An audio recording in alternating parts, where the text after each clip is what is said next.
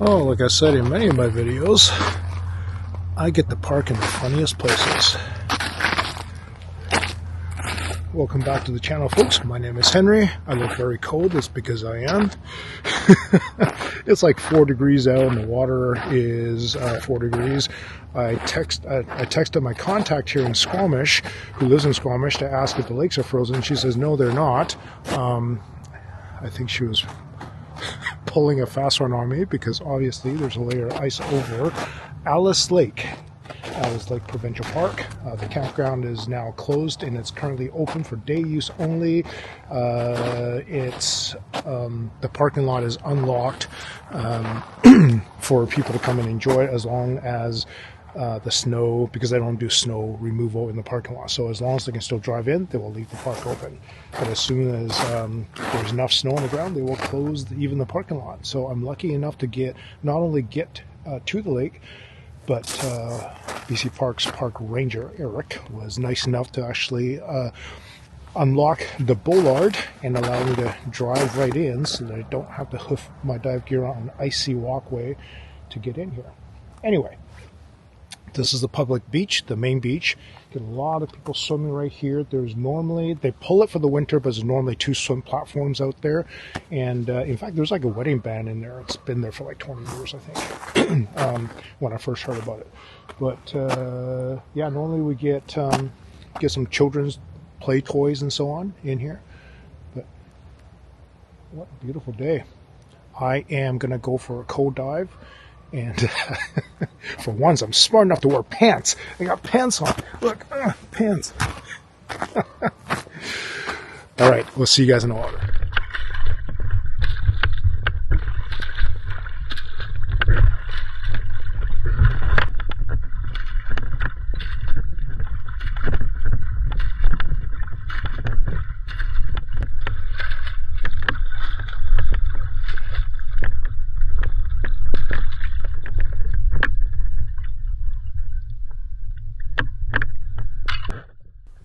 All right, looking forward to a cold dive. I will explain after the dive the analysis of how I plan to do and execute what effectively is an ice dive. Ice diving is a whole world of its own because it is an overhead environment, but I am going to be diving pretty shallow here, and it's really, really close to the shoreline. I'll show you after the dive, like I broke a huge area and explained how I actually did my exit planning and so on. So it's maybe about a centimeter worth of ice, not even, less than a centimeter of ice. So it's a very shallow dive. I know this area very, very well. It drops off pretty quickly to about 17 feet is where these 2 swim platforms are, and that's the area that I'm actually going to. You can sort of roughly see my dive computer there. I think it's like 16, 17 feet, something like that. So immediately I run into just a little bit of trash, a beer can or 2. I did actually forget my collection bag, and I'll explain that after the dive as well too. So the plan was that if I got a whole bunch of stuff, I'll fill my pockets, and then if I got more stuff, I'll just quickly run up the slope and just throw the beer cans onto the shoreline, and I'll pick it up afterwards. As you can see here, Alice Lake is one of the poorer visibility lakes that I dive in. The water is actually quite tannicky. It's this color all year round. In fact, this is about as clear as I'm ever going to get it in the summertime or past summer when it's been quite warm. There's going to be a lot of algae in the water, and the visibility gets to about maybe less than a foot for sure. So, a few beer cans, sunglasses. And then I immediately ran into the snorkel bag. I was so happy to find this because I did not have my onion bags to put stuff into. So I was so stoked to see this in the water. You can see my computer there. I think that said either 17 feet. That's exactly where I meant to be. And that's sort of the edge where this bag is, would have been where the owner of this bag would have dropped it right off of the swim platform. The swim platform is roughly like 10 by 10, a wooden platform that people can just kind of swim out to and hang out, dive in. Nice little way to enjoy the water. A little bit of golf balls.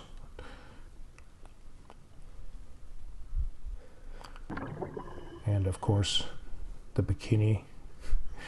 What's a cleanup dive if I don't find a bikini somewhere in the lake, right? So I think it's only been about 8 or 9 minutes into the dive. It's not very long. It's not a big area, so it's not like I have to, as you can see, I'm not actually using my scooter because it's a very, very small area that I have to clean. I don't really go out to mid-lake because it's just kind of a hard lake to dive. It's out in the middle of nowhere. Like I would imagine. I've never actually cleaned in the middle of the lake before. I've always just cleaned around these two swim platforms where they're anchored. And I would imagine there are some trash, but they're probably really, really spread out. Little leash, probably for like a paddle board or something like that. There's that paddle that I found earlier.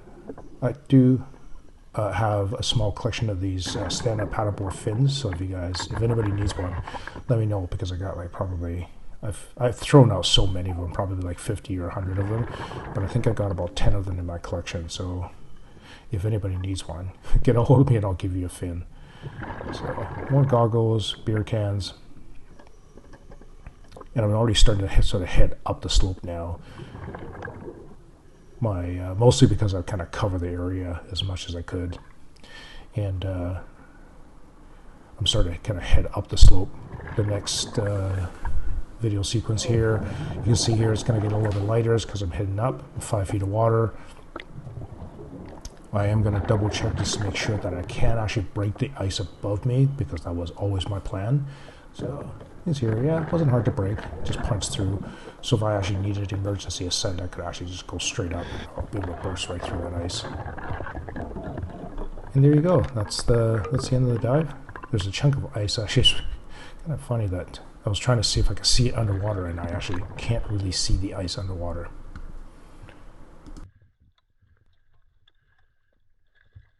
My hands are not happy. Oh, look at my fingers here. Can you tell?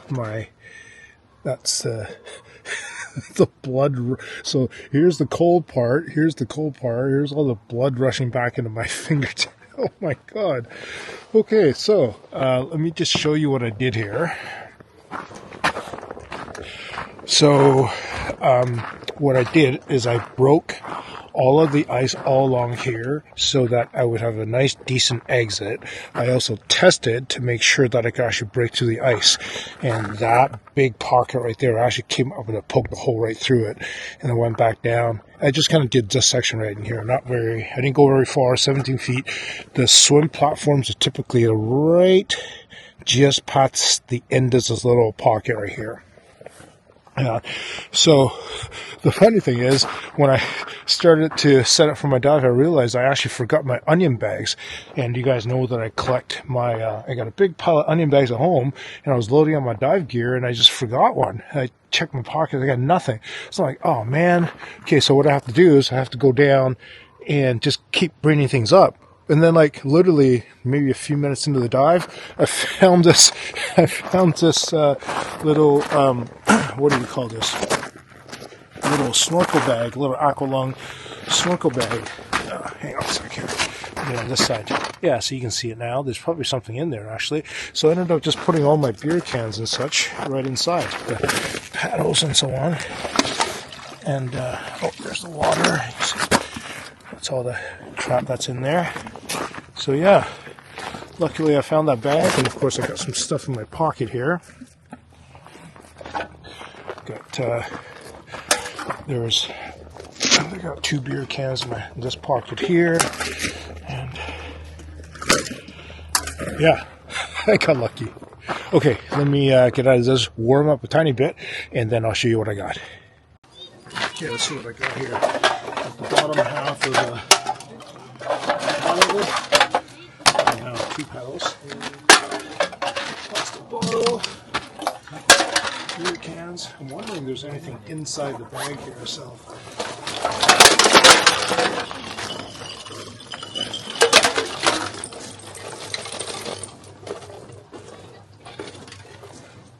I think so. I'm wondering if there's anything inside this pocket. Oh, there's some stuff in here. Looks like the bottom half of a tripod thing. Ooh, look at that. That's cool. That's a nice little find. And, oh, a little knife. Oh, that's fancy. That's a fancy little knife. That's a cool find. Sunglasses. Ooh, these actually look like they're still okay. They are Pugs. These are Pug sunglasses. And what else is in here? Is there a phone? Because usually when somebody bring their... Oh, look at that. What's in this bag here? It looks like a phone. Let me see, let me see. Oh, it's an Insta360. Oh, look at that. This thing's got to be shot, though. Okay, I don't know how this works. This, oh, there's a... Oh, I see. That's the lens. That's the case. Oh, I see. Okay, there's a housing. But this thing's got to be soaking wet. There's no way this thing will survive, right? Is that... Yeah, I think this thing is toast. But I wonder if I can get... There's this. Okay, I got it. This is just like a Insta360. Oh, somebody's really sad that they lost this. All right, folks, thank you so much for all my Patreon supporters. Thank you for Pacific Pilsner for sponsoring the dive, as well as Lime Bike Share for helping out with dive logistics. And yeah, Happy New Year's to everybody. I didn't make any videos over Christmas because I was working graveyards at the liquor store, so I was pretty busy and I was super tired. So Happy New Year, Merry Christmas, best wishes for everybody. And this is my first dive of 2025, a little bit cold, but successful dive. 10 pounds of trash. And oh, what a bunch of cool finds. All right, I don't know if I'm going to be able to find the owner of that camera. So I don't have a way of, I don't know, if you see this, if you see this video, if the owner of the camera sees this video, we'll figure out how to get that camera back to you, and you would have to obviously identify yourself somehow and all that stuff. So okie dokie, I will see you guys in the next one.